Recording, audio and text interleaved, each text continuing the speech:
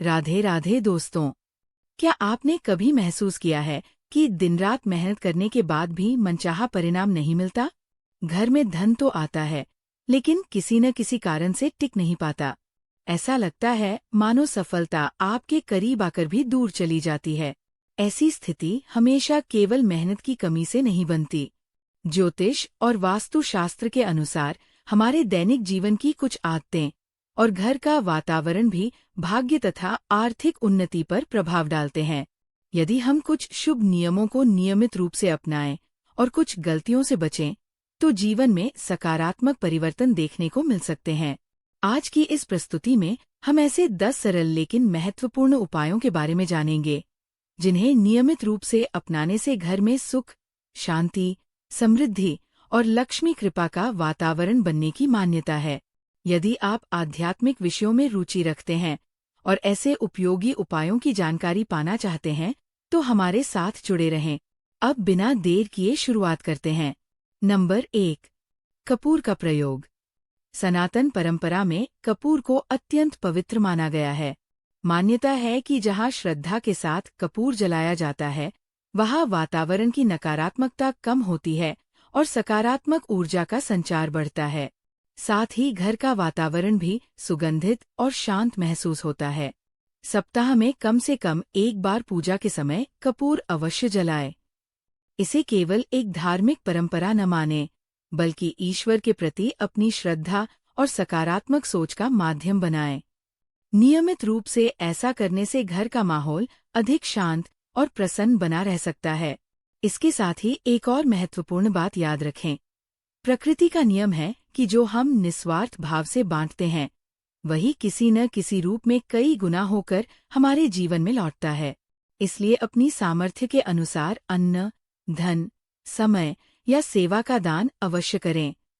विशेष रूप से अन्नदान को अत्यंत पुण्यकारी माना गया है, क्योंकि यह किसी जरूरतमंद के जीवन में राहत और आशा दोनों लेकर आता है। नंबर 2, संध्या के समय दीपक जलाने की परंपरा।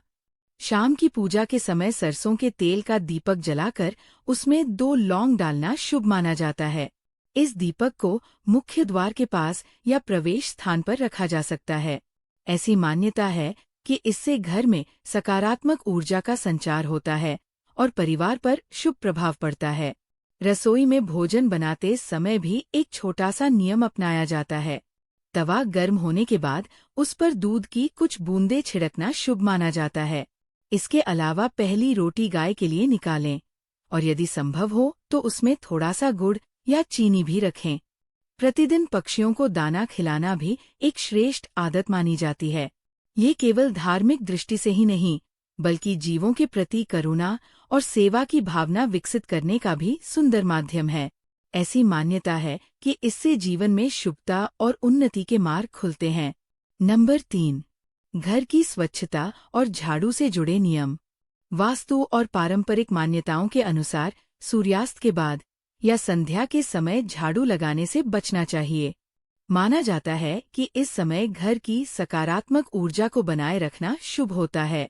इसलिए सफाई का मुख्य कार्य दिन के समय ही पूरा कर लेना बेहतर माना जाता है। झाड़ू को हमेशा ऐसी जगह रखें जहां वह अनावश्यक रूप से दिखाई न दे। उसे पलंग के नीचे या ऐसी जगह रखने से बचें जहां उस पर बार बार पैर लगे। घर के प्रत्येक कोने को साफ और व्यवस्थित रखें, विशेष रूप से उत्तर पूर्व दिशा को। स्वच्छ और व्यवस्थित घर में सकारात्मक वातावरण बना रहता है। साथ ही बाथरूम को हमेशा साफ और सूखा रखने का प्रयास करें। ये केवल वास्तु ही नहीं, बल्कि स्वास्थ्य और स्वच्छता की दृष्टि से भी लाभदायक माना जाता है। नंबर 4, भोजन से जुड़े शुभ नियम। भारतीय संस्कृति में भोजन को अन्नपूर्णा का प्रसाद माना गया है, इसलिए भोजन का सदैव सम्मान करना चाहिए। खाने की थाली को उचित स्थान पर रखें और उसे लापरवाही से एक हाथ में पकड़कर भोजन करने से बचें। जितनी आवश्यकता हो उतना ही भोजन लें, ताकि अन्न व्यर्थ न जाए। भोजन समाप्त होने के बाद थाली में हाथ धोने की आदत न रखें। थाली को साफ करके उचित स्थान पर रखें और उसे बिस्तर या मेज के नीचे न रखें। भोजन शुरू करने से पहले ईश्वर का स्मरण करें और खाते समय क्रोध, विवाद या कटु बातचीत से बचें। शांत मन से किया गया भोजन शरीर और मन दोनों के लिए लाभकारी माना जाता है।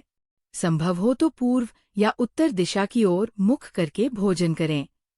नंबर 5, पूजा स्थान और तिजोरी से जुड़े उपाय। यदि घर में पूजा का स्थान बनाना हो तो उसकी दिशा और स्थान पर विशेष ध्यान दें। आवश्यकता हो तो किसी जानकार से उचित सलाह लेकर ही पूजा स्थल निर्धारित करें। पूजा घर में एक ही देवता की अनेक मूर्तियां या चित्र रखने से बचें। साथ ही 2 चित्रों को इस प्रकार न रखें कि वे आमने सामने हों। पूजा का स्थान सदैव स्वच्छ, शांत और व्यवस्थित होना चाहिए। तिजोरी में पीले वस्त्र में हल्दी की कुछ गांठें बांधकर रखी जा सकती है। इसके साथ कुछ कौड़िया, तांबे या चांदी के सिक्के तथा हल्दी मिले पीले चावल रखना भी शुभ माना जाता है। तिजोरी में हल्की सुगंध बनाए रखने के लिए चंदन या इत्र भी रखा जा सकता है। पूजा में चढ़े हुए फूल या माला सूख जाने पर उन्हें लंबे समय तक घर में न रखें। समय समय पर उन्हें सम्मानपूर्वक किसी पौधे की जड़ या बहते जल में विसर्जित कर देना उचित माना जाता है। नंबर 6, लक्ष्मी और कुबेर की कृपा के लिए। ऐसी मान्यता है कि मां लक्ष्मी और भगवान कुबेर की कृपा से जीवन में आर्थिक स्थिरता और समृद्धि आती है। इसके लिए एक सरल उपाय बताया जाता है कि अपने पर्स या तिजोरी में 3 शुभ सिक्के रखें। यदि चाहें तो इन सिक्कों को लाल रंग के धागे या रिबन में बांधकर घर के मंदिर में भी स्थापित कर सकते हैं। यह उपाय शुभता और समृद्धि का प्रतीक माना जाता है। वास्तुशास्त्र में चांदी की मछली को भी शुभ माना गया है। घर में चांदी की मछली की प्रतिमा रखने से सकारात्मक ऊर्जा, मानसिक शांति और पारिवारिक सौहार्द बढ़ने की मान्यता है। जब घर का वातावरण शांत और संतुलित रहता है, तब उन्नति के अवसर भी धीरे धीरे बढ़ने लगते हैं। नंबर 7, प्रतिदिन घर में शुभ वातावरण बनाए रखें। घर की स्वच्छता केवल सफाई तक सीमित नहीं होती, बल्कि सकारात्मक ऊर्जा बनाए रखने का भी माध्यम मानी जाती है।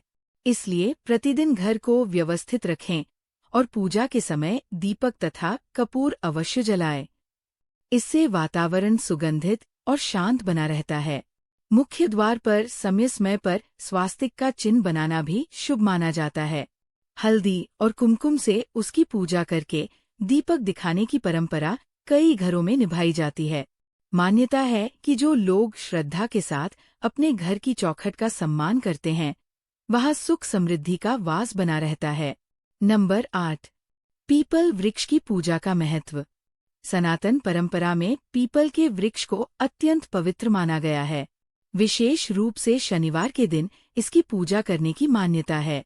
इस दिन काले तिल, कच्चा दूध, गंगाजल, शहद और गुड़ अर्पित किए जाते हैं तथा सरसों के तेल का दीपक जलाया जाता है। दीपक जलाने के बाद श्रद्धा के साथ घर लौटना शुभ माना जाता है। ऐसी मान्यता है कि नियमित रूप से ये उपाय करने से जीवन की अनेक बाधाएं धीरे धीरे कम होने लगती हैं और आर्थिक उन्नति के मार्ग खुलते हैं। साथ ही कुछ बातों का विशेष ध्यान रखना चाहिए। अपशब्द बोलना, क्रोध करना, छलकपट, अनैतिक व्यवहार और दूसरों का अपमान करना व्यक्ति के शुभ कर्मों को प्रभावित करता है। जहां सदाचार, सम्मान और सात्विकता का वातावरण होता है, वही सकारात्मक ऊर्जा अधिक समय तक बनी रहती है। नंबर 9, अच्छे संस्कार ही सबसे बड़ा उपाय है। धन और सुख केवल उपायों से नहीं, बल्कि अच्छे व्यवहार से भी आते हैं। परिवार के सभी सदस्यों, विशेषकर घर की महिलाओं का सम्मान करें। सत्य बोलने, ईमानदारी से कार्य करने और नशे जैसी बुरी आदतों से दूर रहने का प्रयास करें। अपने वस्त्र साफ रखें।